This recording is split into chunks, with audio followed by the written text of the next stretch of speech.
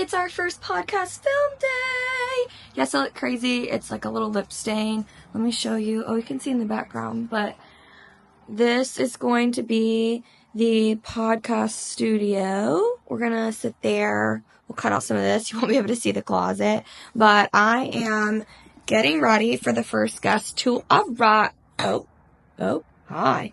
I'm getting ready for the first guest to arrive. Trying to find somewhere to put you. I've got to curl my hair.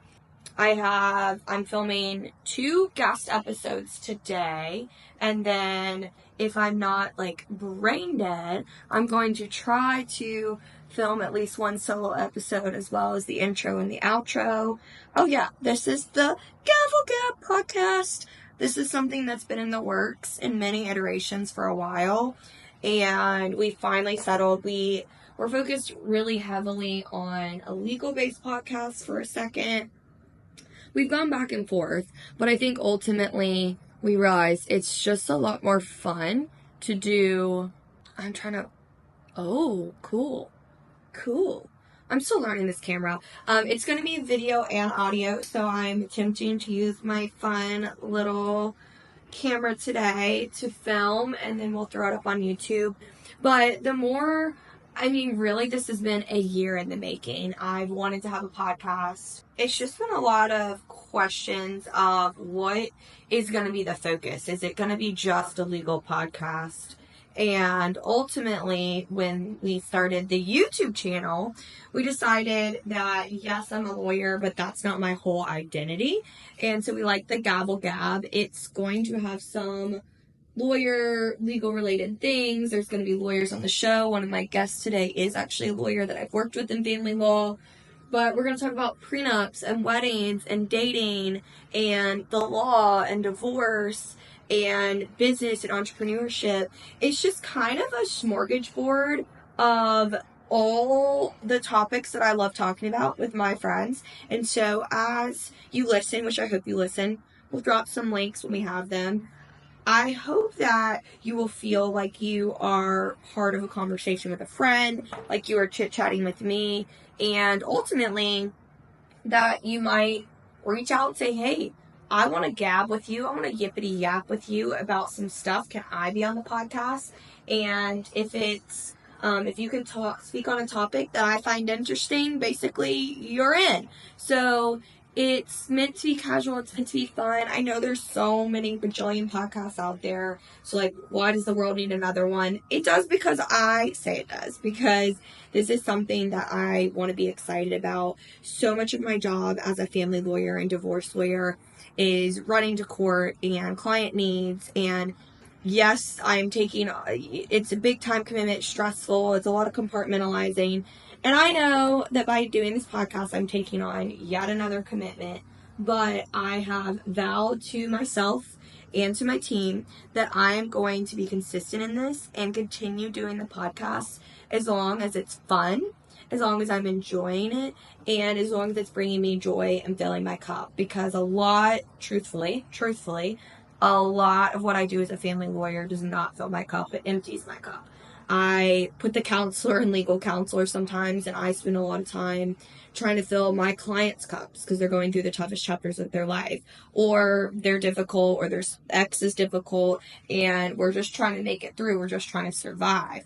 There's so much that is just chaos there, but in a negative sense, where chaotic Carly, she loves chaos, but I like chaos to be kind of managed and to be something that adds. I like the chaos in my life to be fun chaos. So that is what I'm trying to do with this podcast. So I'm getting ready. My first guest is actually supposed to be here in 15 minutes. Thankfully, she texted me and said she was running 15 minutes late because I need an extra 15 minutes.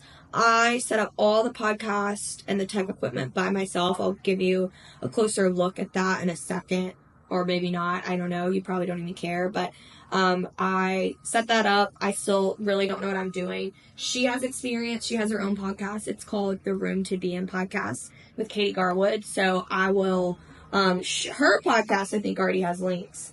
So it's launching in a few weeks. So I will plug that. But I'm hoping, can help me a little bit with the techie stuff because I'm not really sure what I'm doing. I do think it works. I just don't know if the audio quality is great. But all that to say, she's running late. I was running late. I probably would be ready right on time, but I'm going to run downstairs. There's a Jubala coffee downstairs. So I'm going to grab her a coffee for coming today, being part of it. And then my second guest, I already mentioned a little bit, but she is a really amazing family lawyer in the area that I've worked. It's weird to say worked with because we're, representing opposing parties, but we did get a settlement, so I think, you can classify that as working with. So she's coming. She's going to talk a little bit more about being a lawyer, how all that works, law school tips. So that one is going to be a little more legal focused. Episodes are probably going to fluctuate between entrepreneurs, lawyers, and people that are engaged, getting married in the wedding industry. I would say that's probably going to be our main type of guest. If you're curious about who the heck is going to be talking, my goal is just to bring on cool people with cool experiences that hopefully can give you some tangible takeaways on how to improve your life, improve your business, or just give you a laugh. Just give you a laugh. It's okay. It doesn't all have to be so serious. We don't have to be productive all the time. I hope there's some episodes that are just fun, just entertaining. Ah! My lip stain is going off. Okay. I guess maybe that means it's time to remove, but I gotta do this one last piece of hair, some 2OCD to leave one on one side undone. So, but I am gonna pause you. The other update I have for you is I threw my April party of the month, and I did it a little different. Instead of hosting at my home, I was the event host, I guess you could say. So I did a Masters themed bar crawl. It was a week after the Masters. So if you want to say we were celebrating Rory's Grand Slam, whatever you need to tell yourself. Anywho, it was golf themed. Everyone wore cute golf outfits. I had 9 holes, so 9 bars that we went to. And I'll just say that I did over 5 miles of walking that day. I also did a lot of jumping and running and dancing at the last place. So I don't know how far it was. Nowhere was more than 0.5 miles away from the place before. I had several places that had food. And we just bebopped around downtown Raleigh, and it was a great turnout. There were about 35 people that came. I created a scoreboard, so at each hole, each bar, there was an eagle, a birdie, a par, a bogey, and a double bogey. There also, I think there's a name for it, Alcatraz or something, which was +3, and that was just if you skipped or failed at any of the bars, then you just automatically got +3. And then you also had the option to do both the eagle and the birdie at all the places except for one. And so it was so fun. My favorite hole was a place called St. Roche or St. Roch. I don't think anyone really knows what to call it. And that is an oyster bar. So everywhere, or it's really a restaurant. So everywhere that we went was kind of a bar in the usual sense, where this place is a nicer restaurant that does brunch. And it was on a Saturday afternoon. It started at 1, so it was 1 to 8:30. It cut off with 8:30, which was a little flex in the end. But I wanted an oyster shot on the menu, and if you don't know what that is, because tons of people ask me, so I guess it's not as common as I thought, but it is basically a mini Bloody Mary and a fresh shucked oyster, and I take the oyster and then do the little Bloody Mary as like a chaser.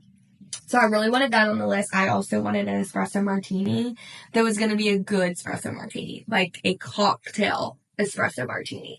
So we did that at St. Roche. And they weren't super busy, so it worked out, and they had an outdoor area, so we all just kind of went out there. Honestly, it was such a fun, wholesome little day. There were, a bunch of different friend groups that kind of collided and got brought together, and then there was a lot of people that we just, collectively didn't know as a group, so it was fun to meet new people, and it was a beautiful sunny day, but not too hot. The only place I got kind of hot was this place called Whiskey Kitchen. That I remember that getting pretty toasty there, but the rest of the day was pretty comfortable. We all wore golf clothes. I made lanyards I might grab one and show you in a second. So I made these little lanyards that had I called it the Carlsbad golf extravaganza.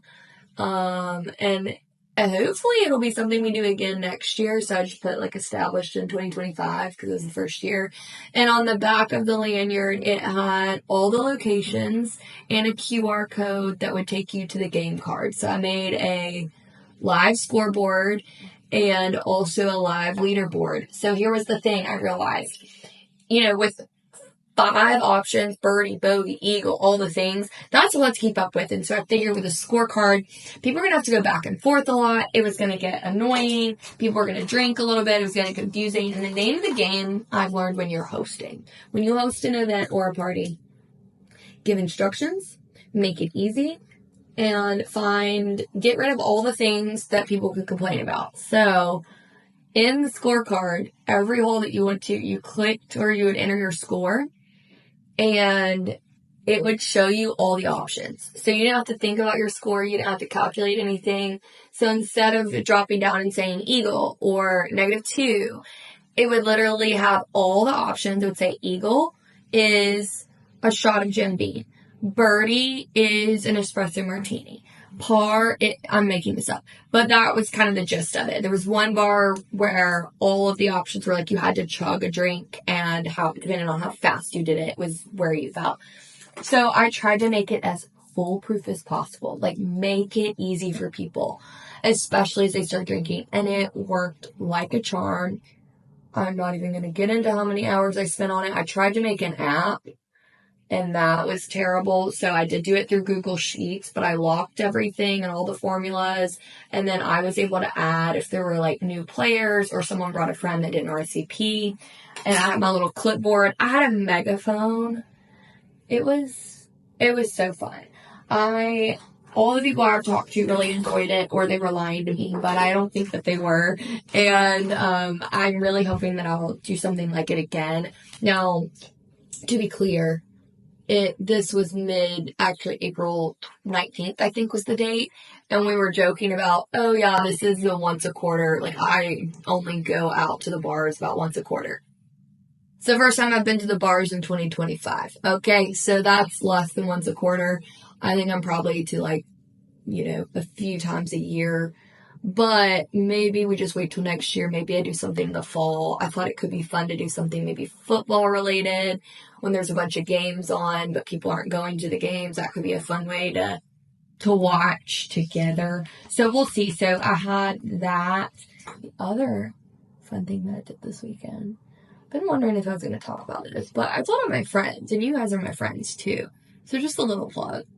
I may or may not have gone to a jewelry store and looked at some potential sparkly things for this hand. So that was fun. Did that in the morning. Honestly, the dumbest thing was did that and they had champagne. So I had, baby glasses. But the day before our drinking golf event, why did I do that? I should have been hydrating, which I did. We got we drank a whole Gator Light before we got there and then took one with us. There was not a rule in the bar crawl about not drinking water. Water was encouraged. Everyone there I think was from 26 years old to 36. So you weren't, getting extra strokes for drinking water. We were not discouraging that behavior at all. We were encouraging water, hydration, and food. We're getting old. We're not trying to be violently hungover. And I really created the whole thing really just to bring people together. It wasn't so much about drinking, but it gave us a game. It gave us a competition. And even the people that aren't heavy drinkers in my friend group and other friend groups seem to really enjoy it. So I think it was a smashing success. So this is the makeup. I'm going to go show you the fit, and I got to run and get coffee for my guests before we film the podcast. There's the little lanyard, front and back. And here's the fit. We're going Legally Blonde dress. Gavel Gab Podcast has a lot of pink. So this is the fit, and I'm going to go grab coffee.